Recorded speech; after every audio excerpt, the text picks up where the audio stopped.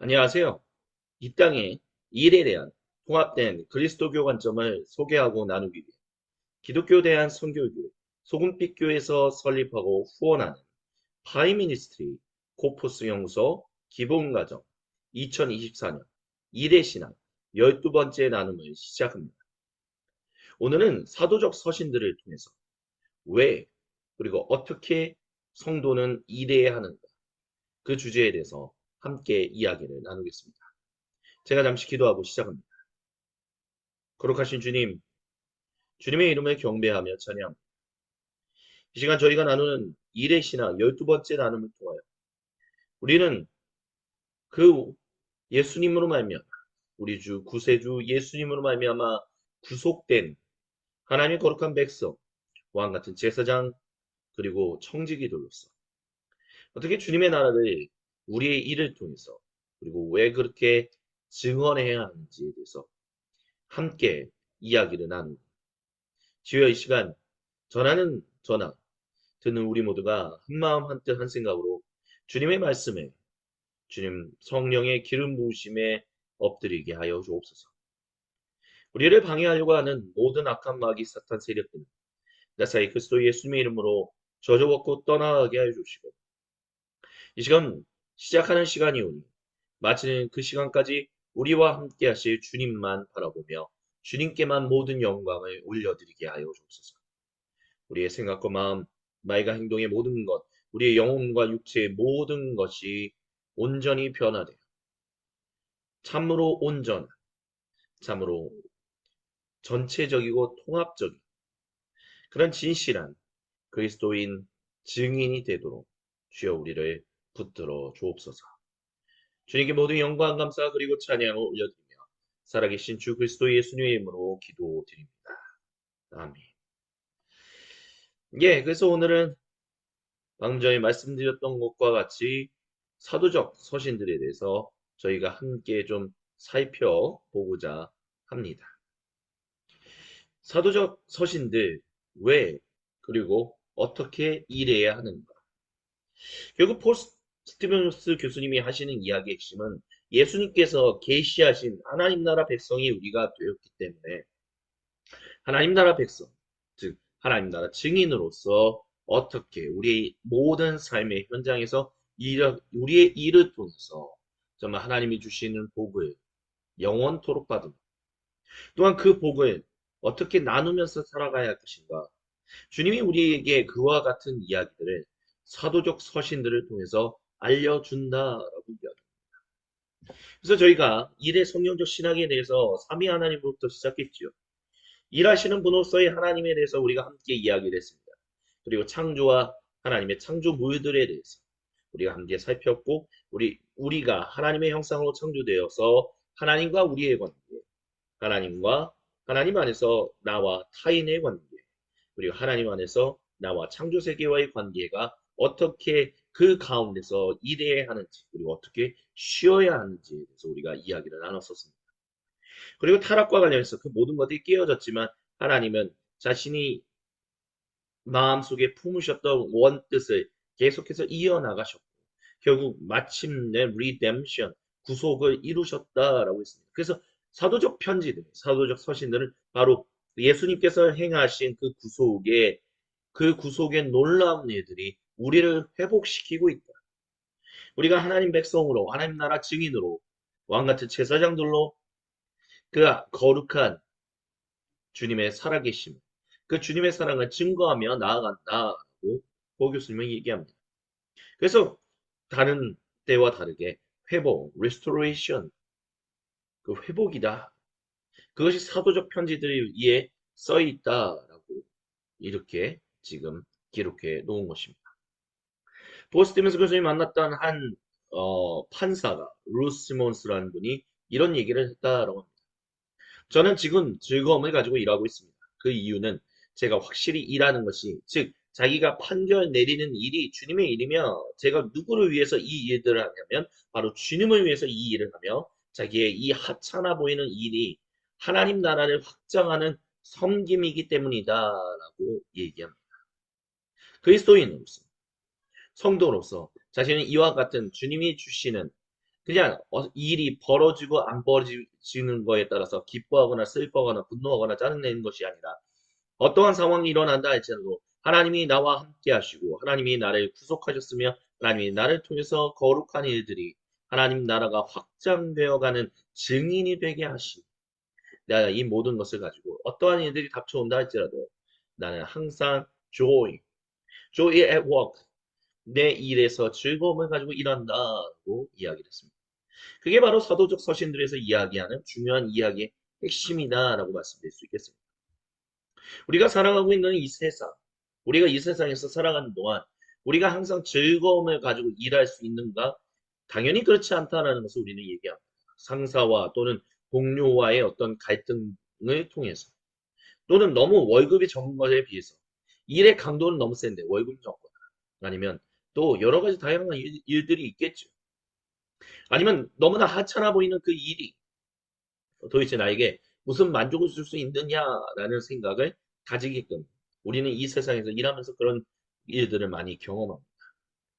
하지만 하나님께서는 우리를 항상 당신의 가장 좋은, 나에게 있어서 가장 좋은 그곳으로 부르신다라는 것을 우리는 기억해야만 할 것입니다. 아유, 거기가 제가 부름받는 곳이라고요? 아우, 난 거기서 뭘 할 수 있을까요? 아무것도 못할 것 같은데요? 그렇지만 중요한 것은 주님이 임마누엘 하나님으로서 우리와 함께하고 계시고 우리와 함께하시며 그것을 주님의 거룩한 곳으로 회복, 즉 하나님 나라로 회복해 가고 계시다는 것을 우리는 기억해야 한다는 것입니다.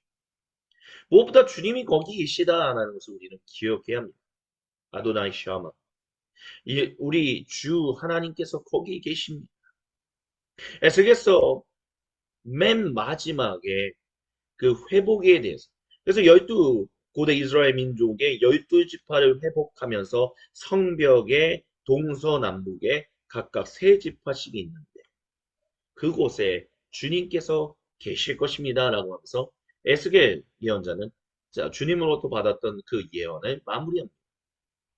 그리고 예수님께서 그 일을 이루셨다라고 초대교회부터 교회는 끊임없이 21세기인 오늘 현재까지 그와 같은 고백을 계속해서 주님께 드리고 있습니다. 그렇기 때문에 우리는 그곳에서 즐거움을 가지고 일할 수 있다라고 얘기한다는 거죠. 왜요? 주님이 거기 계시기 때문에. 주님이 거기 계신 게 나와 무슨 상관입니까? 내가 고난받고 있는데, 내가 힘든데, 내가 무너지고 있는데, 과연 그게 무슨 의미가 있을까요? 예. 근데 거기에 당신 혼자 몰아넣고, 당신 혼자 고난받는 것을 주님이 기뻐하고 즐거워하시는 그런 사디스트 주님이 아니시다라는 것을 성경은 우리에게 계속해서 이야기해주고 있지 않습니다. 주님이 거기 계시며 주님이 그 고난을 함께 당하고 계시다는 왜? 그래서 여기서 왜 일하는가라는 이야기의 중요한 핵심은 바로 여기 있습니다. 왜 이와 같은 하찮아 보이는 이와 같은 엉망진창이 이곳에 주님은 도대체 왜 거기 계시는가? 그리고 왜 그 이유를 알아야 합니다. 우리는 어떻게 왜 거기에 있어야 하는지에 대한 이유를 분명하게 말할 수 있을 것이고 참된 즐거움을 가지고 일할 수 있을 것입니다. 어떻게 일이 바뀌어 왔습니까? 육체 노동으로부터 정신 노동으로 기술 혁명이 일어남으로 말미암아 이와 같이 블루 컬러의 시대에서 화이트 컬러, 그리고 화이트 컬러에서 이제는 노 컬러 또는 자유로운 프리 패션의 그런 시대로 점점점 흘러가고 있습니다. 그래서 육체 노동으로부터 정신 노동으로 상품을 만드는 것으로부터 서비스를 제공하는 것으로. 그래서 아마존이라든지 뭐 우리나라의 뭐 중국의 요즘 알리익스프레스 이런 게 굉장히 유명하잖아요. 또 우리나라에 굉장히 유명해. 또 쿠팡, 또 뭐 당근 이런 것들. 여러분 당근이 우리나라에만 있는 것이 아니라 다른 나라에도 있다는 것을 알고 계십니다. 당근이라는 그 앱을 통해서 서비스 제공, 그 플랫폼을 만들어주는 거죠. 그 플랫폼을 만들고 여러분 거기서 자유롭게 물건을 서급하십시오. 여러분이 그래서 여러분의 돈도 줄이고 나가는 그 부차적인 것들 줄이고 잘 하십시오. 그렇게 그리고 그냥 간단한 수수료 정도만 내십시오. 그렇게 점점 일이 상품을 만드는 것부터 어떻게 하면 그것을 잘 제공할 수 있는가라는 지점에까지 계속해서 일이 바뀌어 왔습니다. 더 이상 상품을 만드는 것을 가치 있는 일, 괜찮은 일, 좋은 일 이렇게 얘기하기보다는 잘 제공하는, 잘 포장해서 잘 전달해 주는 것, 잘 광고해 주는 것, 그것을 높게 평가하는 시대가 되었다라고 얘기할 수 있다는 것이죠. 또한 유형의 일로, 그렇기 때문에 유형의 일로부터 무형의 일이 많아졌습니다. 인터넷을 통하여 많은 사람들이 물건을 쇼핑하죠. 물건을 사고 그와 같은 물건을 잘 살 수 있도록 그런 온라인을 통해서 또는 가상현실을 통해서 사람들에게 리스트를 보내주고 또한 그것이 잘 전달될 수 있도록. 그래서 물건을 실제로 배송해 주는 사람보다 더 중요한 사람이 바로 그것을 사게끔 만드는 사람. 그래서 보통 이 물건을 배송해 주시는 배송 기사들보다 그것을 잘 어드버타이즈, 잘 광고해서 그것을 판매하게끔 하는 그런 사람들이 더 많은 돈을 벌고 있는 이유가 바로 여기에 있다라고 얘기할 수 있을 것입니다. 게임 한번 생각해 볼까요? 스마트폰을 많은 사람들이 사용하지만 젊은 사람들은 당연히 스마트폰을 일단은 게임이라는 것을 중요하게 여깁니다. 그리고 그 거기에는 이제 이제 BM 모델에서 비즈니스 모델이 있는데 그래서 열심히 프로그램을 개발을 해요. 근데 그 프로그램을 개발하는 것만큼 사실 기획자들이 더 중요하다라고 얘기해요. 기획자들은 무슨 일을 하냐? 거기에서 사람들로 하여금 주머니를 열어서 돈을 내게끔 하는. 그래서 이제는 게임장에 가는 게 아니라 오락실에 가는 게 아니라 그냥 스마트폰에서 게임을 하면서 거기서 돈을 지불해요. 유형의 일보다는 무형의 일에 더 가깝다라고 얘기할 수 있을 것입니다. 근데 그런 것을 통해서 더 게임 하나만 잘 터지면 그대 표현을 한다면 게임 하나만 잘 성공하면 어마어마한 이익을 남길 수 있다라고 얘기합니다. 물론 그것이 쉬운 일은 아니지만 어쨌든 그와 같이 유형의 일로부터 무형의 일로 우리의 일의 어떤 형태가 그 형태가 바뀌어 왔다라고 얘기할 수 있을 것입니다. 또한 반복적인 과업으로부터 중재하는 일로 우리의 일이 바뀌어 왔다고도 얘기할 수 있겠죠. 그래서 어떻게 하면 그래서 증권거래소 같은 경우는 이 어떻게 하면 이 돈의 시장의 흐름에 따라서 이거를 어떻게 잘 살 것이냐 말 것이냐 뭐 이런 것들. 그래서 자본주의다라고 얘기하는 것이 결국에는 바로 중재하는 일이다라고도 얘기할 수 있을 것입니다. 어떻게 하면 사람들로 하여금 많은 돈을 벌게끔 손해를 보지 최대한 리스크를 줄이고 떻게 하면 이윤을 많이 남기게 해 줄 것인가 그런 의미로서 이제 중재하는 일이다라고 얘기할 수 있겠죠. 또한 어려운 일로부터 그래서 스트레스를 더 많이 받아요. 왜냐하면 고객에게 피해를 끼치면 끼칠수록 어마어마한 스트레스가 그들의 손님으로부터 또 윗상사로부터 오기 때문에 뭐 그렇다라고 얘기할 수 있겠죠.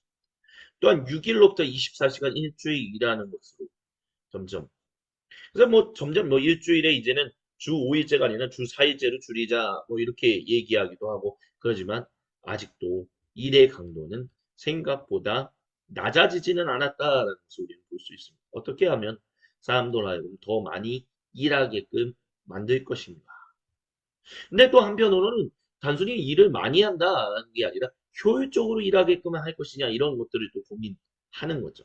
그러니까 24시간 일주일 일한다는 것은 얼마만큼 효율적으로 일하게끔 만들 것이냐 이런 것들도 사실은 감안하는 것이다라고 얘기할 수 있을 것입니다. 왜 그런 거 있잖아요. 직장에 가면 옛날에는 직장에서 아침 9시에 이제 출근하면 일단 커피 한 잔 마시고 뭐 약간 신문 기사 읽고 뭐 이런 거 저런 거 하다가 이제 일 시작하면 한 10시 넘어서는 야 여러분 11시 반에 우리 밥 먹으러 갑시다 하면 오전 시간은 그냥 가요. 그리고 오후부터는 이제 일을 끝나고 와서 야좀 일해보자 뭐 하면서 그러다가 그러니까 일의 능률이 사실 생각보다 많지 않다. 그래서 어떻게 하면 사람들로 하여금 일의 능률을 올릴 수 있을 것인가 이런 것들을 점점 고민하는 시대로 우리의 일의 형태가 또 바뀌어 왔다 또 얘기할 수 있을 거예요. 또한 그래서 직업으로부터 재빨리 이직하는 그런 직업으로 또한 변경되어 왔다라는 것을 우리는 알 수 있습니다. 예, 이렇게 일의 형태가 이제 우리가 이제 바뀌어 왔는데요. 그래서 우리가 이제 21세기는 어떻게 일하느냐 그랬을 때 1950년대, 60년대는 당시에 손을 가지고 오라. 왜냐하면 반복적인 과업을 하니까 열심히 손을 가지고 와서 그것만 시키는 일만 해라라고 이제 얘기를 했었죠. 하지만 70년대부터 80년대에는 당시 intelligent, 당시의 지능, 지식을 가지고 와라. 그래서 brilliant한, 정말 탁월한 그런 어떤 것들을 가지고 아이디어를 내라. 그래서 70년대, 80년대 이제 화이트 컬러가 이제 늘어나면서 이제 이와 같은 일들을 많이 했었죠. 하지만 1990년대에는 당신의 마음을 가지고 오라. 왜? 사람들이 점점 그냥 지식을 가지고 오지만 뭔가 사람의 마음을 감동시켜서 그들로 하여금 지갑을 열게 하고 돈을 쓰게끔 만드는 일들이 필요하기 때문에 1990년대에는 당신의 마음을 가지고 오라라고 얘기했던 것이고 2000년대에는 일하는 사람들의 그들의 단순히 물질적인 복지뿐만이 아니라 그들의 어떤 전체 전인격적인 복지가 향상되는 것이 중요하기 때문에 당신의 soul, 당신의 영혼을 가지고 오라라고 이제 얘기하는 일이 일어났다라고 앤 쿱스라는 분은 The Living Workplace라는 책에서 그렇게 얘기했습니다. 그래서 지금 우리가 많이 경험하는 게 이제 이직이 빈번해지고 자유계약자, 프리랜서가 많이 늘어났다는 것을 우리가 알 수 있죠. 또 재택근무가 늘어났고 그만큼 더 많은 기회가 있어요. 뭐 유튜브를 한번 보십시오. 유튜브에 어떻게 하면 잘하면 컨텐츠 한 번만 사람들로부터 그런 좋은 것들을 준다면 거기로부터 무궁무진한 어떤 재정적인 것과 사람들로부터의 어떤 선망과 여러 가지의 어떤 기회들을 더 폭넓게 받을 수 있잖아요. 하지만 그만큼 더 불확실성이 증가했다는 것도 우리는 부인할 수 없습니다. 그래서 많은 사람들이 유튜브에 뛰어들었다가 저 성공한 사람 우리도 유튜브에 들어가면 돈을 많이 벌 수 있겠지? 그래서 직장을 그만두고 유튜브의 세계로 들어왔는데 그만큼 수고하는 것만큼의 어떤 대가를 얻지 못하고 있기 때문에 송은빛교회 그 파이널스트에서 하고 있는 이런 일들도 사실은 어떤 면에서는 되게 그러니까 이윤을 만약에 추구했었다면 이거는 못할 일이죠. 왜냐하면 이것은 이윤 먹고 살아야 하는 일인데 이걸 통해서 먹고 산다면 지금 나오는 뭐 조회수라든지 내용 뭐 한 시간의 컨텐츠라든지 뭐 이런 것들이 전혀 사람들에게 뭐라고 그럴까요? 그들의 마음에 문을 열어서 그들의 시간을 들여서 보게끔 시청하게끔 만들기에는 굉장히 지금 구조 자체가 되게 안 좋잖아요. 뭔가 음악도 입히고 영상적인 편집도 하고 뭐 여러 가지 것들을 해야 그나마 조회수가 늘어날까 구독자가 늘어날까 말까 하는데도 불구하고 그렇지 않고 그냥 이렇게 한다는 근데 이렇게 불확실성 이렇게 했던 것 경제적인 것들을 이것을 통해서 이윤을 남기겠다는 생각을 하고 있는 것이 아니기 때문에 이 할 수 있는 만큼 하고 만약에 더 재정적인 상황이 안 된다면 이것을 접는 것이 주님 앞에서 당연한 것이다라는 생각을 하고 있기 때문에 지금 파이 미니스트리 이 일들을 여기서 이제 진행하고 있는 거죠. 근데 어찌됐든 우리의 일은 그만큼 불확실성한 일 가운데 가득하다 뭐 그렇게 얘기할 수 있을 것입니다. 그래서 이안 로즈라는 밴쿠버에 사는 분은 이런 얘기를 했어요. 어떤 뜻으로는 우리는 모두 오늘날 경제 활동에서 자영업자입니다. 라고 얘기를 했어요.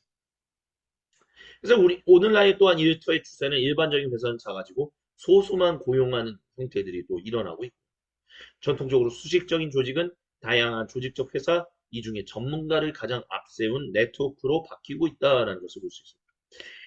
Institute for Marketplace Transformation, IMT도 사실 그런 모습들이 좀 있다라고 볼 수 있습니다. IMT가 이제 출범한 지, 이제 밴쿠버에서 출범한 지 10년이 되는 해가 올해입니다. 2024년인데.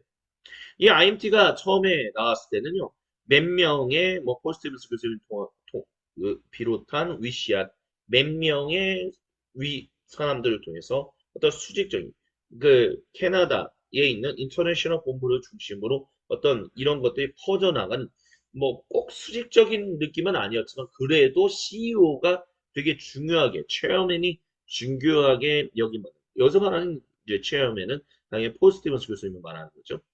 그래서 폴 스티븐스 교수님을 통해서 이제 그 결정되어 나가고 진행되어 나가는 것들을 굉장히 중요하게 여겼습니다. 하지만 10년이 지난 지금은 더 이상 폴 스티븐스 교수님을 무시한 그런 어떤 수직적인 구조의 형태를 더 이상 추구하지 않습니다. 홍콩은 홍콩대로, 싱가포르는 싱가포르대로, 그리고 코리아는 코리아대로. 다양한 나라들이 이제 각자 전문가들이 모여서 각, 가장 앞세운 네트워크로 이제 그 네트워크를 형성해서 1년에 한 번은 이제 밴쿠버에서 전체 이제 함께 수련회를 갔지만 그 다음에는 각자 어떤 조직들이 점점점 자기들의 어떤 네트워크를 형성하는 형식으로 계속해서 바뀌어 나가고 있습니다. 그런 것처럼 우리 일터의 추세가 그렇다라고 볼 수 있습니다. 또한 엘리트 근로자들은요, 컴퓨터 360으로부터 방사선 치료까지 이제 넓게 점점 더 분포해 가고 있다라고 얘기할 수 있습니다. 얼마 전에 들었던 얘기 중에 하나인데, 이제 그 팬데믹을 경험하고 나서 이제 캐나다에 이제 약사들이 굉장히 많이 줄어들었다는 얘기를 이제 제 아내로부터 들었습니다. 근데 왜 그랬냐라고 했었을 때 자기도 뭐 캐나다 약사로서 일하고 있는 것은 아니니까 뭐 얘기가 나오는 것은 무엇이냐면 그 일의 강도가 너무 높아지니까 팬데믹 이전에는 약사의 일의 강도가 그 정도는 아니었는데 팬데믹을 경험하면서 약사에게 주어지는 워크로드 일의 강도가 굉장히 세졌다라고 얘기합니다. 그래서 그 일의 강도가 세짐으로 말미암아 그 많은 약사들이 은퇴하고 지금 일하고 있는 약사들은 굉장히 힘든 어떤 면에서는 3D라고도 얘기할 수 있는 어떤 그런 형태의 이제 그런 일들을 경험하고 있다라고 이제 얘기를 해요. 그래서 그런 일들이 뭐 캐나다에서 벌어진다고 그러는데 우리나라도 사실 마찬가지죠. 최근 우리나라에서 이제 시작된 다시 이제 어 우리가 병원을 가거나 그래서 병원에서 치료를 받을 때 이제 신분증을 가지고 가지 않 건강보험증을 가지고 가지 않으면 이제 건강보험공단에서 제공해주는 그 공단보험료를 지원받을 수 없다라고 이제 얘기가 됐어요. 이제 그게 추구되면서 이제 막 혼란들이 지금 일어나고 있잖아요. 막 불만들도 일어나고 있고 그런데 막 어떤 사람들은 그렇게 얘기해요. 아, 여러분 걱정하지 마십시오. 이거 그 15일 내에 15일인가요? 14일인가요? 어쨌든 보름 내에 가지고 오시면 공단보험금을 환불해 줍니다.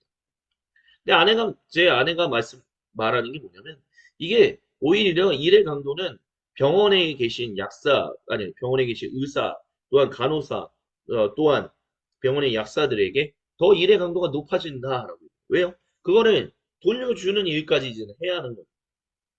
그러니까 신분증을 가지고 오지 않으면 일단은 계산이 되는데 다시 돌아왔을 때, 아, 이거를 이제 환불해 주세요라는 했을 때 그 환불하는 일은 누가 하느냐? 병원에서 일하는 의사와 또한 간호사, 약국에서 일하는 약사들이 그 일을 한다. 그만큼 우리나라에서도 점점 옛날에는 엘리트 직업, 괜찮은 직업, 쉽게 일하고 돈 잘 버는 직업 이렇게 얘기했던 것들도 점점점 더 어려워지는 어떤 그런 형태로 이제 갑니다. 그러니까 엘리트 근로자들이 더 많이 늘어나지만 그만큼 워크로드, 일의 강도는 점점 심해집니다. 그런 일들이 오늘날 우리가 경험하고 있는 일터의 추세다. 뭐 그렇게 얘기할 수 있을 것입니다. 근데 이제 바우 당시 주 1세기에 고대 그리스 문화권과 로마 제국이 다스리던 그 세계에서 이를 바라보는 관점은 다음과 같았습니다. 일단 아리스토텔레스는요. 노예는 도구였고요. 인간 이하의 취급을 받았습니다. 그들의 주인에 의해서 소유된 이 노예들은 그렇기 때문에 그러니까 자유민들이 참된 그 진리를 추구하며 살아가는 데 있어서 그들의 일상적인 불필요한 것들을 도와주고 그런 도구.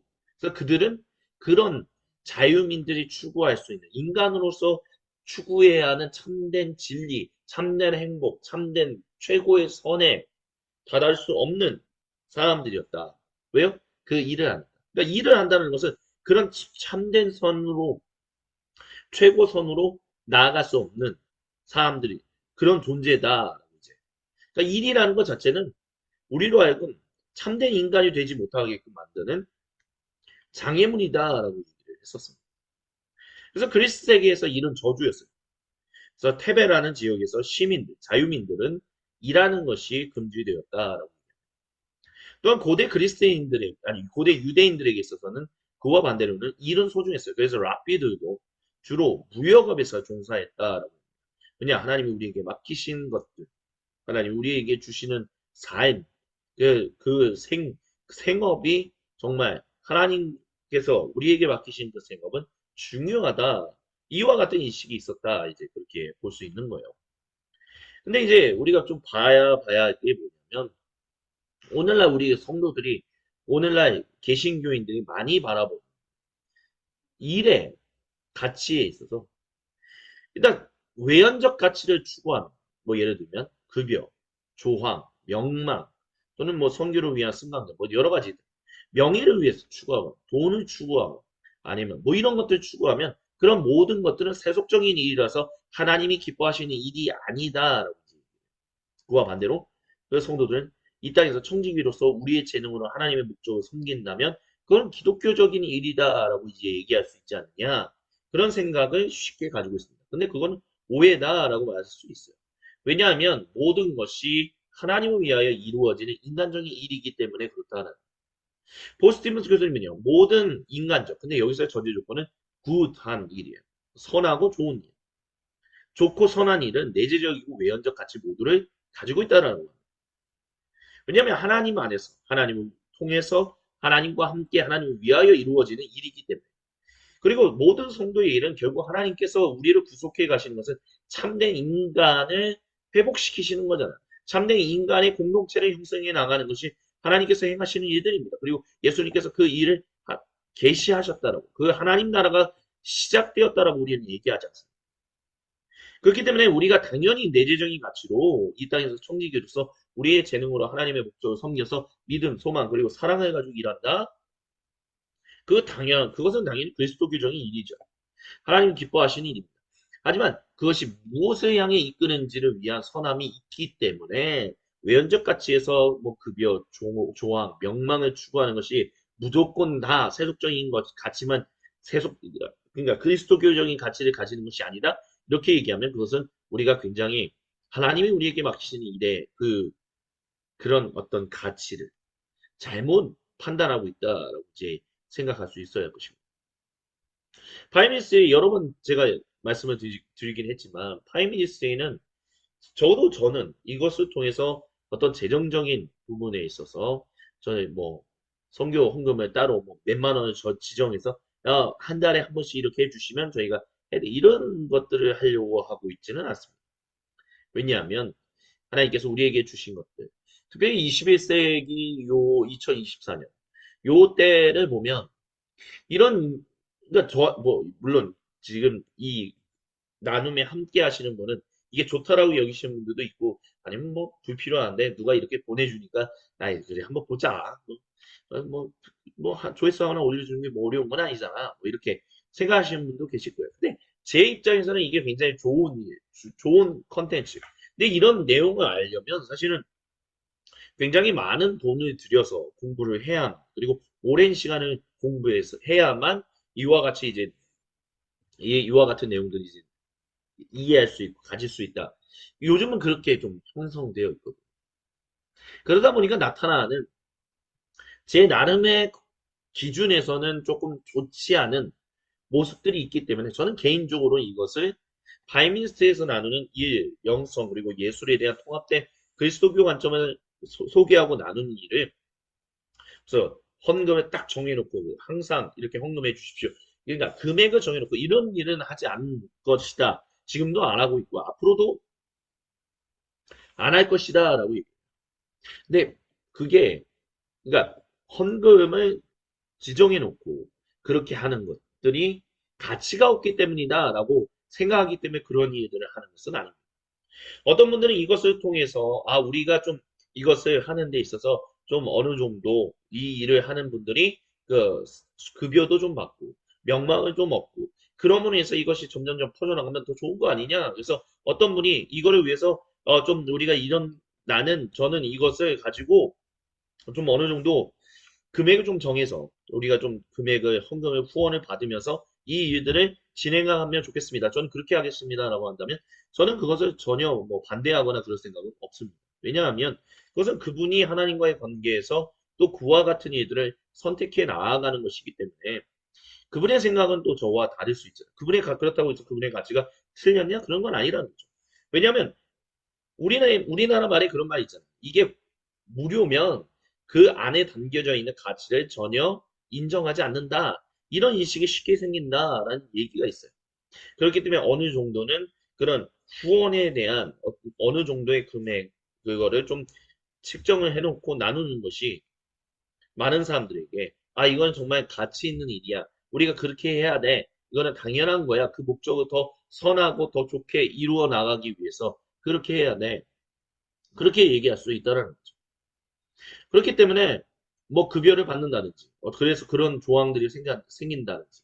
그러니까 무엇을 향해서 이런 일들이 이끌어지는가라는 것과 연관했을 때는 그것이 더 선한 것들이 온전하게 전달되고 더 많은 사람들이 오해 없이 받아들이는 데 있어서는 이런 것들이 필요하다. 외향적인 가치들이 필요하다라고 하면 그런 것들을 선택하는 것들이 또 중요하다. 이렇게 얘기할 수 있다라는 것입니다. 저는 이제 어느 정도 뭐 선교, 그러니까 후원 금액이라는 것을 정해놓고 이렇게 하면서 이것을 진행해 가겠다. 뭐 쉽게 말씀드리면 유튜브에 뭐 가입, 나중에 이제 사람이 좀 보면, 아, 유튜브 채널을 구독을 하셔서 가입을 하셔서 어느 정도 금액을 하면 이제 이뭐 컨텐츠를 개방하고, 뭐 그렇지 않은 분들의 컨텐츠를 개방하지 않고, 뭐 이렇게 할 수도 있겠지만, 그런 것들 안 하겠다라고 했죠. 그러다 보니까 이제 혼자서만 지금 추구하고 나아가고 있기 때문에, 그리고 앞으로도 뭐 재정적인 것들을 전혀 그냥 정말 하나님의 전적인 감동에 의해서 후원하시는 분들의 그냥 헌금만으로 이거를 운영해 나가겠다고 한다면, 이 어떤 나눔의 이제 이 영상이라든지 이런 나눔의 가치가 아니죠. 퀄리티가 당연히 그런 어떤 뭐 편집을 한다든지 음악을 입힌다든지 뭐 이런 것들을 하는 분들보다는 그것이 그 어떤 퀄리티가 떨어질 수밖에 없다는 것은 분명한 사실이고요. 그렇기 때문에 사실은 이런 나눔이 이제 혼자서 지금 진행하고 있는 것은 사실 다른 데서 진행하고 있는 그런 나눔, 뭐 10분짜리, 20분짜리 음악도 들어가고 뭐 영상적인 편집, 뭐 이런 것들이 섞여 있는 그런 것보다는 퀄리티가 이제 떨어질 수밖에 없다. 그러니까 보게끔 만드는 그 퀄리티가 상대적으로 낮을 수밖에 없다는 것을 이제 당연히 우리가 감수해야 하는 부분인 거죠. 그러니까 어떤 것을 선택하느냐에 따라서 결국에는 그만큼 우리가 나아가게 되는 방향이 있다. 뭐 이렇게 얘기할 수 있어요. 하지만 중요한 것은 어, 외연적인 가치 자체가 아무런 의미가 없기 때문에, 그건 세속적인 가치이기 때문에 그런 것을 추구하는 것은 아니다. 그런 것들은 굉장히 잘못된 이야기들이야. 우리는 그런 것들을 좀 알 필요가 있다라고 말씀드릴 수 있겠습니다. 골로새서 3장 22절부터 4장 1절에 이런 말씀이 있습니다. 종들에게도 말합니다. 모든 일에서 이 땅의 주인에게 순종하십시오. 사람의 비위를 맞추려고 그저 눈가림으로 하지 말고 진심으로 하십시오. 여러분은 진짜 주인을 두려워하기 때문입니다. 무슨 일을 하건 사람이 아니라 진짜 주인을 위해 일하듯 최선을 다하십시오. 여러분은 결국 그 주인께 참된 상속을 보상으로 받으리라는 것을 압니다. 여러분이 섬기는 분은 그 주인 곧 왕이십니다. 나쁜 짓을 하는 사람은 그 나쁜 짓에 대한 대가를 받을 것이며 거기에는 차별이 없을 것입니다. 주인들에게 말합니다. 종들을 정당하고 공정하게 대하십시오. 여러분에게도 하늘의 주인이 계심을 기억하십시오. 이 골로새서 이 말씀은 일단 골로새 지역이 어디냐라고 했을 때 이 지역이죠. 그래서 이 지역을 우리가 보통 이제 소아시아 또는 서아시아 뭐 그렇게 얘기하는데 지금은 이제 터키가 이제 차지하고 있는 이제 영토이죠. 근데 이 지역이 이제 로마 제국이 다스릴 때는 당연히 로마에게 있어서는 중요한 땅 중에 하나였다. 물론 이스라엘 땅, 고대 이제 팔레스타인 지역도 굉장히 중요했지만 이 지역에 이제 특별히 군인들이 이제 정복 전쟁을 하면서 이제 군인들이 있다가 이제 은퇴를 했잖아요. 근데 그들이 이제 수도 로마로 돌아오면 수도 로마가 이제 막 너무 폭발해 버리니까 이 사람들이 이제 군인으로서 최선을 다했던 사람들이 은퇴하고 난 다음에 그들의 삶을 이제 수도 로마에서 살고 있는 사람들 못지않게 이제 잘 살 수 있도록 만드는 것은 이제 거기에서 우리가 시민권도 주고 거기에서 이제 수도 로마와 같은 거의 그런 도시를 만드는 거. 그래서 거기에서 부자로서 살아가게끔 어떤 영향력을 끼치는 사람으로서 살게끔 만드는 그런 일들을 많이 했어요. 그래서 로마 제국이 여러 이제 식민 도시들을 로마와 비슷한 도시들을 만들었는데 그 중에 하나가 이제 골로새였다. 이제 그렇게 얘기할 수 있는 거예요. 근데 이곳에 이제 주님의 몸된 교회가 세워진 것이죠. 근데 이들을 향해서 사도 바울이 종들에게 뿐만이 아니라 이제 주인들에게도 하나님이 당신들의 주인이시기, 예수님이 당신들의 주인이시기 때문에 최선을 다해서 일하십시오. 라고 이야기를 해요. 여기서 말하는 것은 단순히 내재적인 가치로, 그래. 정말 마음을 다시 한번 올바르게 가져서 정말 잘해야 돼. 근데 이제 뭐 굳이 그걸 말로 표현할 필요가 있나? 뭐, 아니면 뭐 왜, 어쨌든 은근슬쩍 잘하면 되는 거 아니야? 뭐 이렇게. 그런 내재적인 가치로만 이런 것들이 얘기한 것이 아니라, 진실로 실제로 그렇게 하라라고 이제 사도 바울은 얘기한 거예요. 종들 사람의 비율을 맞추려고 그래서 아웅다웅 그냥 되게 그런 식으로 되는 그런 것들을 하는 것이 아니라 진짜 제대로 일해야 한다. 그래서 당신이 그렇게 마음을 먹었다면 진실은 당신의 주인에게, 당신의 종에게, 주님에게 하듯이 하라. 우리는 그렇게 얘기할 수 있잖아요. 저는 주님께 참으로 예배합니다. 저는 주님을 사랑합니다. 주님이 원하시고 기뻐하신 대로 제 모든 일들을 이루어 나갈 거예요. 뭐 이렇게 얘기할 수 있는데. 근데 사도 바울은 당신이 말로만 주님께 내 모든 것을 드려서 주님만을 사랑하고 주님께 충성을 다할 것입니다. 라고 하는 것이 아니라 진실로 그렇게 할 거면 당신 주변에 있는 사람들에게 정말 그들에게 그들의 주인이신 주님께 충성하듯 그들에게 최선을 다해서 일을 하라.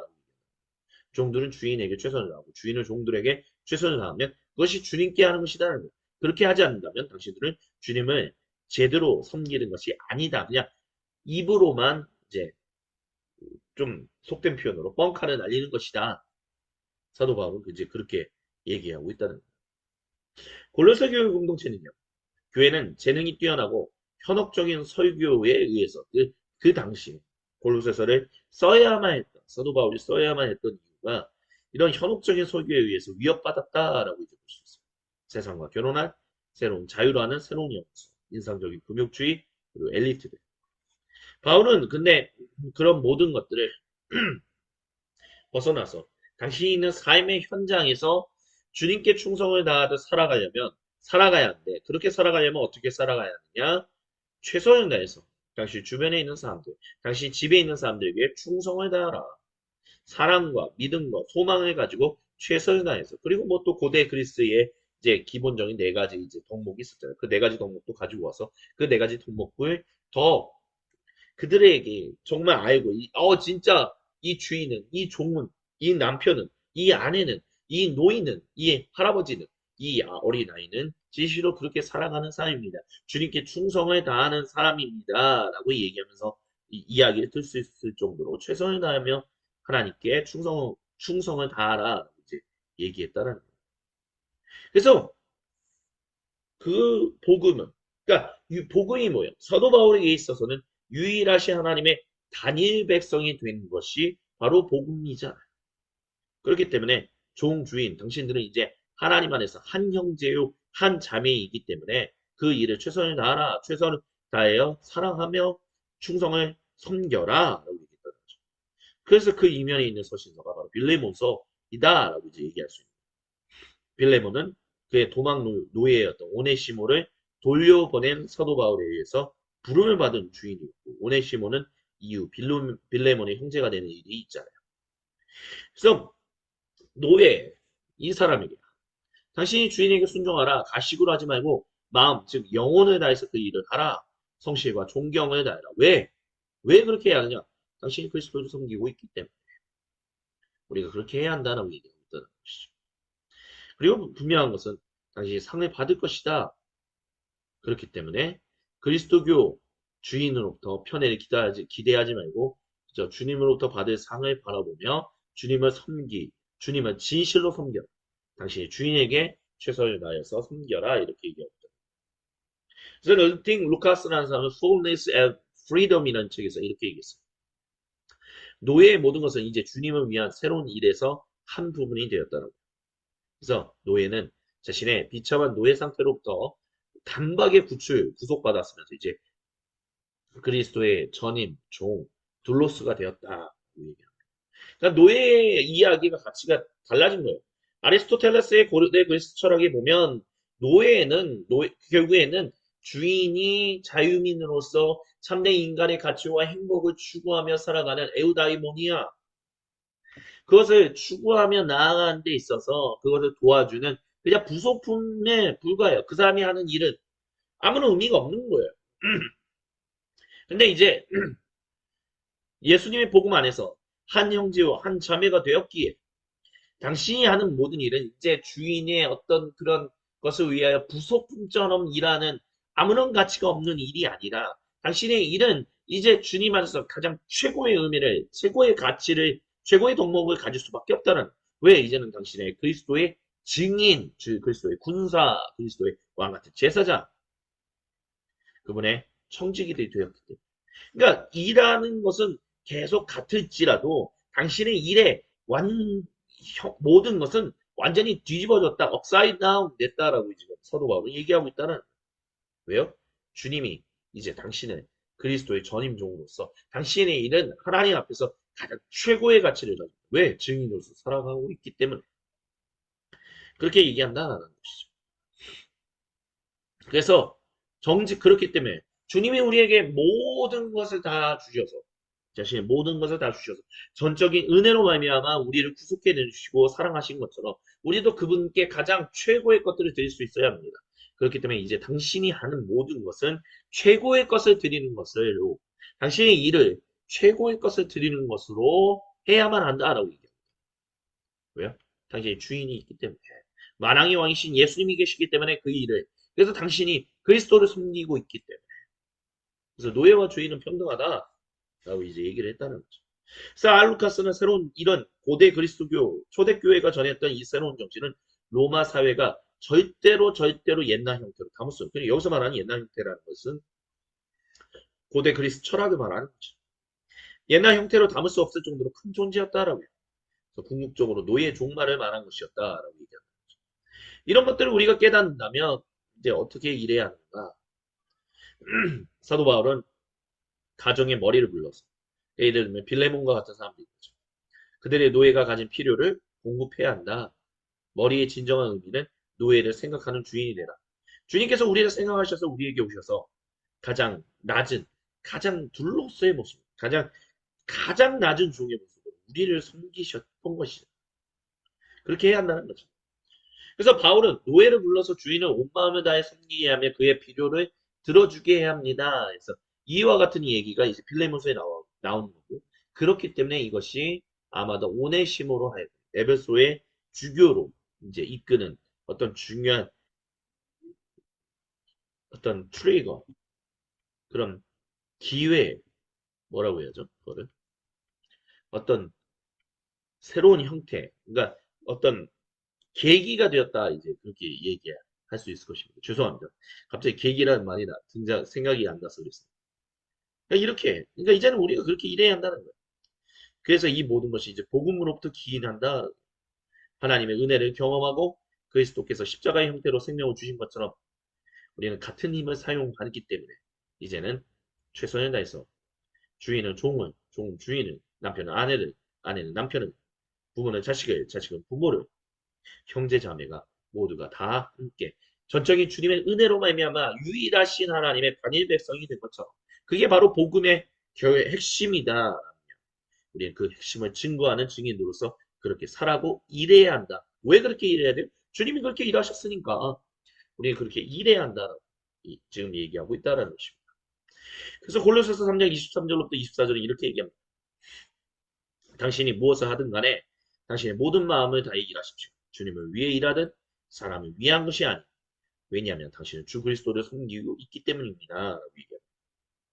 그래서 내 일에서 당신의 일에서 무엇이 하나님을 기쁘게 하는가라고 했을 때 우리가 기억해야 할 것은 전적인 주님의 은혜로 말미암아 우리가 그분의 단일 백성이 되었다는 것을 기억합니다. 내 일의 가치가 있게끔 하셨다는 것을 기억하고 이제는 우리가 우리와 함께 하시는 그 주님의 그 은총을 아도나이 샤마 주님이 거기에 계시다라는 것을 기억하고 주님이 나와 함께 하시다는 임마누엘을 기억하며 우리는 하나님을 기쁘시게 하는 일들을 진행할 수 있는 참된 증인된 삶을 살아가야 할 것입니다. 고린도전서 7장 17절부터 24절에 보면 이런 말씀이 있습니다. 우리는 누구나 주께서 정해 주신 대로 하나님께서 부르신 대로 자신의 삶을 꾸려야 합니다. 누구나 자기가 부르심 받은 그때에 부르신 대로 지내십시오.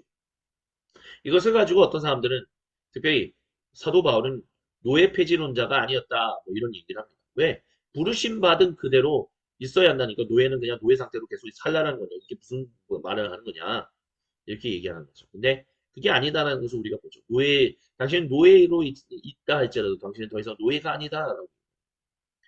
당신은 주인이라 할지라도 이제는 더 이상 옛날과 같은 주인이 아니다. 왜요? 이제는 당신의 모든 사람이 주님 안에서 만왕의 왕 대신 주님 앞에서 왕들, 여왕들이 되었기 때문에. 그렇기 때문에 여기서 말하는 누구나 자기가 부르심받은 그때의 부르심대로 지내라라는 것은 이제 하나님께서 나를 구속하셨고 내가 있는 이 삶의 현장은 내가 있는 이곳에서의 삶과 즉 일과 쉼을 가치 있게 여기시고 그것을 복되게 하시기 때문에 나는 이곳에서 주님이 주신 복을 가지고 최선을 다하며 일하겠습니다. 최선을 다해서 쉬며 즉 최선을 다하며 이 삶을 이어나가겠습니다. 라고 얘기하는 것이 바로 누구나 자기가 부르심 받은 그때의 부르심대로 지내는 것이다. 라고 사도 바울이 얘기한다는 것을 우리 이제 기억할 수 있어야 한다는 것이죠. 그래서 우리 삶의 상황은 모든 것이 다 우리의 부름이 아닌 그리스도와 그분의 나라를 섬기는 더 큰 부르심 안에 위치한다는 것을 기억해야 할 것입니다. 에베소서에도 동일한 이야기들이 있어요. 노예는 존경, 경외, 마음의 성실을 가지고 당시 그리스도께 순종하듯이 마음으로부터 하나님의 뜻을 다하라고 하고요. 주인도 그와 같이 동일하게 하고 그들을 위협하지 말라. 이게 노예와 주인의 상호적인 순종을 얘기를 해요. 왜 그렇게 해야 합니까? 그리스도께서 당신의 주인이 되셨기 때문에 당신의 왕, 황제, 하나님 아들이 되셨기 때문에 그렇게 해야 한다라는 것입니다. 에베소서 4장 28절에 도둑은 다시는 훔치지 말고 궁핍한 사람들에게 나눠줄 수 있도록 정직하게 손으로 일해야 한다. 타인의 필요를 만나는 일을 해야 한다. 이런 말씀도 기록되어 있다. 또 증인으로서의 일, 종으로 사는 사람들, 말하자면 멍에 아래 사는 이들은 모두 자기 주인을 존경한 이로 여겨야 합니다. 그래야 사람들이 하나님의 이름과 가르침에 맞서 악한 말을 하지 않을 것입니다. 그래서 이제 유일하신 하나님의 단임 백성 된 그 복음의 의무로 말미암아 우리가 하는 일은 이렇게 함께 더불어서 주님께 충성을 다하든 그들에게 충성을 다하든 주님께 사랑을 드리듯 그들에게 사랑을 드리는 그런 일이 되어야 한다. 타인의 필요를 만나는 일을 해야 하고 증인으로서 하나님 나라 증인으로서 일을 해야 합니다. 또한 필요를 제공하기 위해 일하며 외부인으로부터 존경을 받는 승리를 그런 일을 해야 한다. 그런 얘기들도 데살로니가 전서 4장 11절에 기록되어 있다라고 이제 볼 수 있어요. 여러분은 우리가 명한 대로 평화롭게 살고 제 할 일을 하며 자기 손을 써 일하겠다는 의욕을 지니십시오. 그러면 여러분은 외부인들이 존경할 만한 방식으로 살아갈 것이며 여러분 가운데 누구도 경제적 어려움을 겪지 않을 것입니다. 이렇게 살아가야 한다라고. 또한 데살로니가 후서 3장 7절부터 9절은 이렇게 우리에게 얘기합니다. 여러분은 어떻게 우리를 본받아야 하는지 스스로 잘 알고 있습니다. 우리는 못된 짓을 한 적도 없고 값을 치르지 않고 다른 사람의 양식을 얻어먹은 일도 없습니다. 우리는 여러분 중 누구에게도 짐이 되지 않으려고 수고하고 고생하면서 밤낮으로 일했습니다. 우리에게 권리가 없어서가 아닙니다. 여러분에게 본을 보여 여러분이 우리를 본받게 하려고 한 것입니다. 어떤 일일까요? 본받게 하는 일. 그래서 리차드슨은 이렇게 얘기했어요. 우리의 세속적인 직업들은 그 자체로 완성으로 간주하지 않고 하나님 나라를 섬기는 수단으로 간주되어야 한다. 그래서 성경을 보면 이렇게 세속적인 직업으로 부름받은 사람의 예는 하나도 없어요. 리차드슨은 소명에 대한 신약 성경 교리는 한 사람이 전문가로서 교회로 부름받을 수 있다는 것을 동의하지 않는다. 그래서 오늘 이제 사도적 서신들을 통해서 왜 그리고 어떻게 일해야 하는가라는 부분들 우리가 함께 얘기를 나눴는데요. 요약하면 이렇습니다. 우리의 스스로의 필요와 우리의 원조가 필요한 이들에게 제공하기 위해서 우리는 일해야 합니다. 또한 도움이 필요한 이들에게 줄 수 있도록 우리는 일해야 합니다. 게을러지고 이 지나가는 세상에 어떤 가치로 인해 절망은 가지도록 받을 수도 있는 이들에게 예시가 되도록 우리는 일해야 합니다. 하나님 나라를 전진시키기 위해서 우리는 일해야 합니다. 하나님과 하나님 나라를 섬기기 위해서 우리는 일해야 하고, 그래서 주님께 충성을 다하듯 우리는 그렇게 충성을 다하는 성실히 일하는 그런 일들을 해야만 합니다. 오늘날 빌 팔머라는 이제 리전트 칼리지의 아마 졸업생이셨던 분으로 알고 있습니다. 그분이 이런 얘기를 했어요. 우리는 성공, 돈, 그리고 권세, 부패하는 힘에 대해 의혹을 가집니다. 또 옳아요. 하지만 우리는 또한 경고해야 합니다. 신실해져라. 성공하지 마라. 그러나 우리는 또한 통합과 우리의 일을 잘하는 것을 지지해야만 합니다. 뭐냐? 그러니까 결국에는 성공하지 마라. 그게 중요한 거다. 그러니까 성공, 돈, 권세를 자꾸 추구하다 보면 문제가 된다. 돈을 추구하지 마라. 그러니까 돈을 많이 벌지 마라. 성공하지 마라. 권세를 가지지 마라. 그냥 하나님 앞에서 신실한 사람만 되어야 한다. 이런 얘기들은 당연한 거죠. 하지만 그렇게만 얘기하면 안 된다는 거죠. 왜요? 하나님이 우리로 하여금 성공한 사람들로 살아가게 해주시고, 물론 그 성격은 좀 다를 수 있습니다. 하지만 중요한 것은 많은 사람들로서 저 사람은 그리스도인답게 살아가는 사람입니다. 그런 권세를 잡고 그 권세를 쓰는 사람입니다. 돈을 버는 저 사람은 그리스도인으로서 돈을 벌고 그렇게 쓰는 사람입니다. 그리스도인으로서 저 사람은 그렇게 성공하고 그렇게 성공을 나누는 사람입니다. 그런 사람들이 되어야 한다는 거예요. 그리스도교 공동체는, 그래서 빌 팔머라는 사람은 이런 질문을 했다고요. 나와 같은 사업가를 실제로 성공이 종종 양보, 사람들에게 상처 주고 고통을 포함하는 상황에서 신실하고 성공적인 사람이 되도록 도울 수 있고 도와야만 합니까? 우리는 추상적인 것으로부터 현실 세계를 어떻게 통합할 수 있는가, 이런 질문을 하게 되었다라고. 제가 자주 보는 유튜브 채널 중에 이제 필리핀 사장 초이라는 분이 있습니다. 필리핀에서 이제 삼겹살 집을 이제 해서 점점 이제 브랜치를 이제 지점을 늘려나가는 어떤 자기의 사업하는 이야기를 이제 하는데, 그분이 이제 사업하는 모습들을 보면 그 필리핀이란 지역이 굉장히 잘 사는 사람들은 어마어마하게 잘 살지만, 이게 그 빈부의 격차가 굉장히 심하다는 것을 그 동영상 영상들을 통해서 볼 수 있거든요. 근데 그 자기 직장에서 함께 일하는 사람들, 근데 성실히 몇 년 동안 일했던 사람들이 나중에 그들의 직원들뿐만이 아니라 퇴사하는 사람들, 또 그들의 가족까지 계속해서 돌보는 그런 모습들을 계속 보여주고 있어요. 저는 그 동영상을 볼 때마다 저분이 이제 아무리 봐도 그리스도인이신 거는 아닌 것 같아요. 그러니까 뭐 교회와 관련한 어떤 컨텐츠를 올리신 분은 아니기 때문에 잘 모르겠습니다. 근데 어쨌든 그 자신이 나름대로 그 필리핀이라는 곳에서 이 필리핀 아내분과 결혼해서 자녀들을 낳고 어떻게든 그 땅에서 살아가고 있면서 사업을 하는데, 항상 가치는 그런 얘기를 하거든요. 그 가족을 돕거나 뭐 직원들을 도울 때, 이거는 뭐 단순히 내가 착한 사람이기 때문에 이런 일을 한 것이 아니라 그들이 잘 되는 것이 곧 자기의 사업이 잘 되는 것이기 때문에 자기는 그렇게 착한 사람이 아닙니다.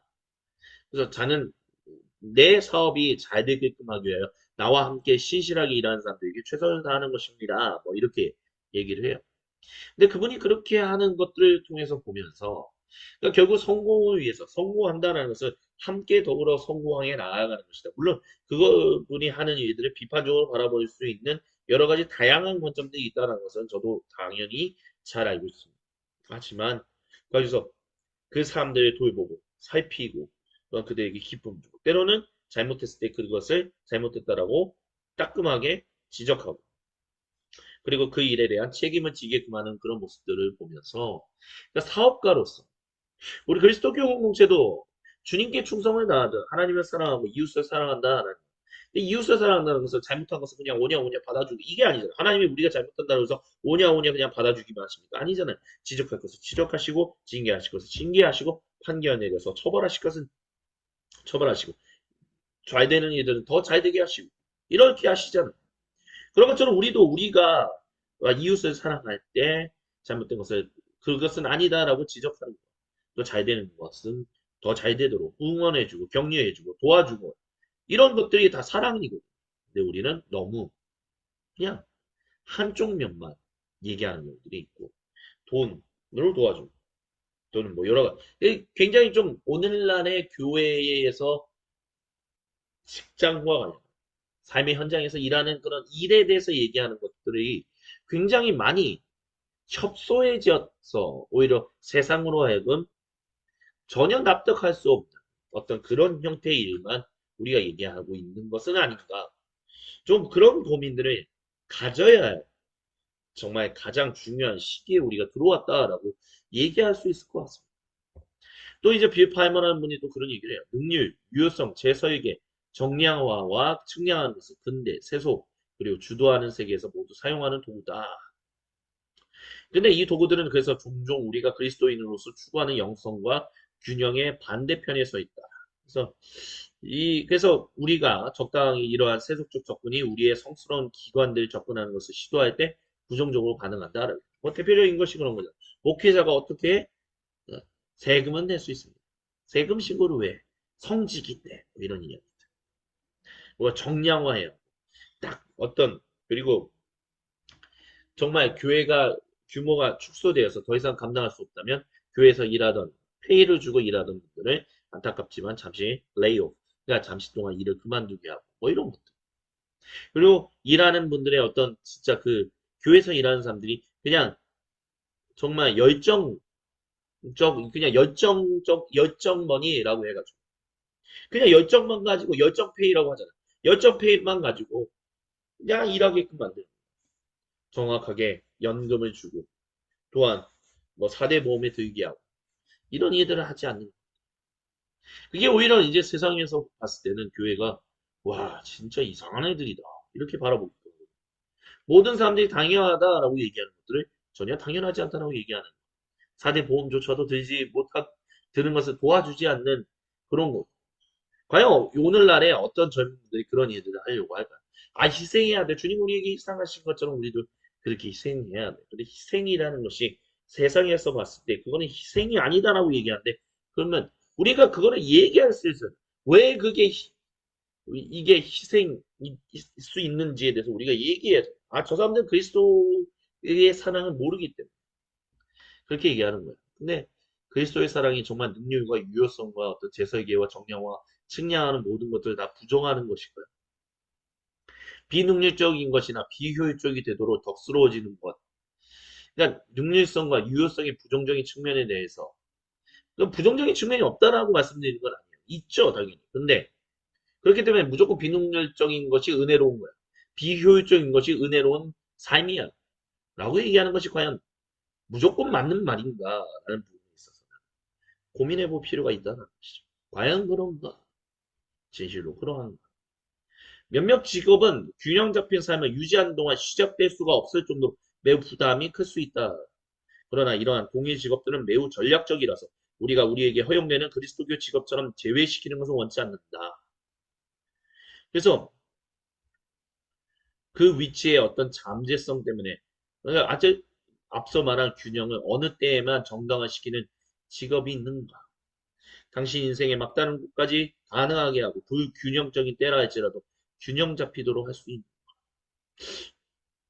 그런 일들이 있지. 당신이 담임 목사가 되면 어느 정도 교회 규모가 커지면 저는 뭐 목회자로서 제 직업이 목회자니까 목사의 입지에서 당연히 얘기할 수밖에 없죠. 왜냐하면 다른 직업군은 제가 사실 잘 모르니까. 담임 목사가 되면 페이 목사, 담임 목사가 돼서 어느 정도 교회 규모가 되면 그러면 이제 삶의 균형이 있어. 그때까지는 참아야 돼. 그때까지. 그래서 부목사들에게 참어. 인내. 담임 목사로 가기만 하면 괜찮아. 너의 삶이 괜찮아져. 근데 정말 그럴까요? 그러니까 담임 목사가 되면 모든 삶의 질이 될 것이다. 어느 정도 규모가 되는 뭐 100명, 200명, 300명의 성도님들이 모여있는 교회 공동체의 담임 목사가만 되면 당신의 삶이 괜찮아지니 그때까지만 참아라. 부목사들 참아라. 그리고 충성을 다해라. 담임 목사에게 충성을 다해라. 그래야면 내가 어느 곳에 이렇게 밀어줄게.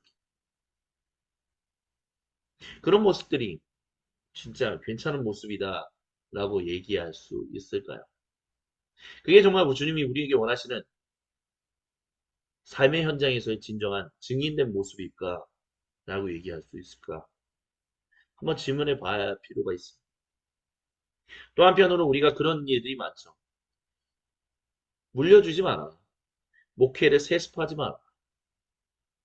그러면 이제 그런 얘기에 이제 들고 일어나는 분들은 그런 얘기를 해요. 아, 그런 얘기는 목회를 몰라서 그래요. 아니, 교회가 이게 법인과 같은 건데 이게 물려준다고 해서 뭐가 되는 거라고 생각하십니까? 근데 여기서 말하는 목회를 세습해서는 안 된다라고 얘기하는 것은 공정함이라는 부분에 있어서 공정한 시작이 아니다라는 어떤 그런 사회의 전반적인 인식으로부터 목회가 세습해서는 안 된다 이제 그런 얘기들을 하는 것이죠. 근데 그런 모습들을 보면 그런 질문을 또 하는 분들이 있어요. 아, 작은 교회 아버지가 이제 뭐 10명, 20명 되는 직업교회에서 농촌교회에서 목회하시다가 이제 아들한테 아무도 안 오려고 했는데 물려주는 게 뭐 문제냐.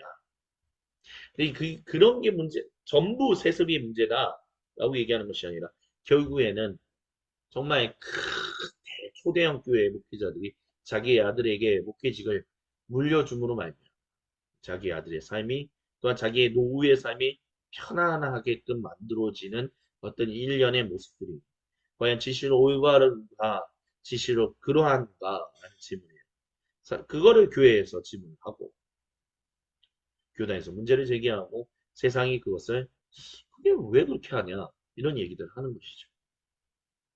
이런 것들은 이제 오늘날 21세기의 이제 목회자의 세계에서 경험되어지는 우리 거기까지 그 균형 잡힌 워크 라이프 밸런스가 잡아지는 것은 담임 목사만 되면 돼. 어느 정도 규모가 되는 담임 목사가 될 때까지는 참고 있네. 그게 과연 맞는 것인가? 맞는 것인가? 한번 생각해 볼 필요가 있을 것입니다. 예, 그래서 오늘 이렇게 사도적 서신들을 통해서 왜 그리고 어떻게 일해야 하는가? 사실 21세기의 사회에서는 주 1세기에서 나눴던 이야기들이 굉장히 다시 한번 우리가 재생각을 해봐야 하고 다시 한번 살펴봐야 하고 새롭게 적용해야 할 다양한 부분들이 있다는 것을 우리가 누구나 다 잘 알고 있는 것입니다. 그렇기 때문에 뭐 주인은 노예, 우리 더 이상 노예라는 존재 자체가 없는 거죠. 뭐 당연히 그렇지 않습니까? 근데 우리는 또 그런 생각을 해볼 수 있어요. 이제는 더 이상 노예라는 사람들은 존재하지 않지만 아직도 노예처럼 하찮게 여겨지는 사람들. 그것을 하찮게 여기는 사람. 그리고 자기를 저 사람들이 나를 하찮게 여기니까 나는 하찮은 직업만 가지고 있는 사람이야 하면서 계급으로서의 주인과 노예는 사라졌지만 어떤 인식으로서의 주인과 노예의 모습들은 계속해서 남아있다는 것을 우리는 우리의 사회에서 살펴볼 수 있지 않습니까?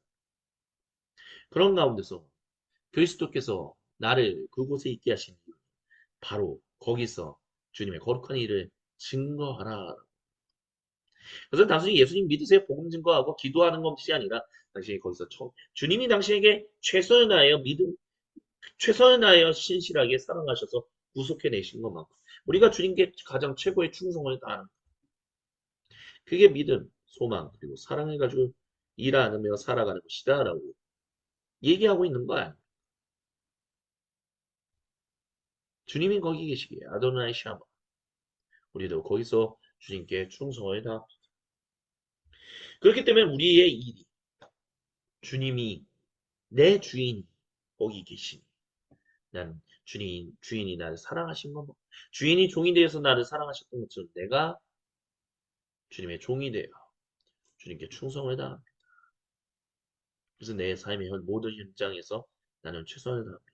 당신이 어디로 부름을 받아서 이동한다 할지라도 당신의 일이 잘 돼서 이곳에서 일이 잘 돼서 다른 곳으로 가든 이곳에서 일이 잘 안 돼서 다른 곳으로 가든 어쩌하든 간에 하나님이 당신의 인생을 이끄신다. 거기서 최선을 다하여 성실하게 하나님을 사랑하며 최선을 다하여 사랑하며 살아갔다. 그것이 세상에 말해서 세상에서 말하는 성공과 실패로 이동하든 그런 전혀 상관없이 주님은 당신의 삶을 계속해서 다음 스테이지, 다음 단계로 이끌어 가신다라는 것이죠. 그런 것들을 우리가 기억한다면 주님은 우리를 결국 요구하신 것은 있는 곳에서의 충성, 있는 곳에서 증인된 삶, 그렇다라고 얘기할 수 있을 것입니다. 주님께서 사랑하시는 모든 형제자매 그것을 우리가 잊지 않고 살아갈 수 있기를 간절히 소망합니다. 왜 일해야 합니까? 주님이 우리를 위하여 구속하셨고 주님이 그와 같은 창조적이고 구속적인 일을 하고 계시기 때문에 그럼 어떻게 일해야 합니까? 주님이 종이 되셔서 우리에게 그와 같은 일들을 가장 가치 있는 일이다라고 말씀하셨던 것처럼 우리도 주님의 종이 되어 그 일이 정말 가치 있는 일이다라는 것을 세상에 증거하며 살아가는 거예요. 그렇게 일하면서 살아가는 거예요. 신실하게 일하면서 살아가는 거예요. 증인된 삶을 살아가는 거예요. 주님 우리가 그렇게 살아가라. 그렇게 일하면서 살아가라. 그렇게 복을 누리면서 복을 나누면서 살아가라고 오늘 이 시간 저와 여러분 우리 모두를 우리의 삶의 현장 각자의 땅끝 선교지로 부르고 계시다는 것을 잊지 말아야 할 것입니다. 오늘 일의 시나 12번째 나눔은 여기까지 진행하겠습니다. 다음 이 시간에는 우리가 이제 계속해서 다음 주제를 가지고 이제 두 개가 남았대요. 성령님을 충만을 통해서 우리가 어떻게 일을 할 수 있게 되는가. 성령님과 일, 그 관계에 대해서 우리가 함께 이야기를 나누도록 하겠습니다. 제가 마무리하고 제가 기도하고 마치도록 하겠습니다. 거룩하신 주님, 오늘 12번째 나눔 인도해 주셔서 감사합니다. 주여 주님이 종이 되어서 우리에게 오셨던 것처럼 우리가 주님의 종으로서 주님께서 우리에게 최선의 모든 것을 다하여 신실하셨던 것처럼 우리도 주님께 신실하게 그래서 주님의 형상인 내 형제, 내 자매, 내 남편, 내 아내, 내 부모, 내 자식 모든 이들에게 충성을 다하여 신실하게 살아가는 하나님 백성이 되도록 하나님 나라 증인이 되도록 주여 우리의 삶에 인도하여 주시고 복내되어 주옵소서. 주님께 모든 영광 감사 그리고 찬양을 올려드립니다. 우리 주 예수님의 이름으로 감사드리며 간절히 기도드립니다. 아멘. 감사합니다. 수고하셨습니다.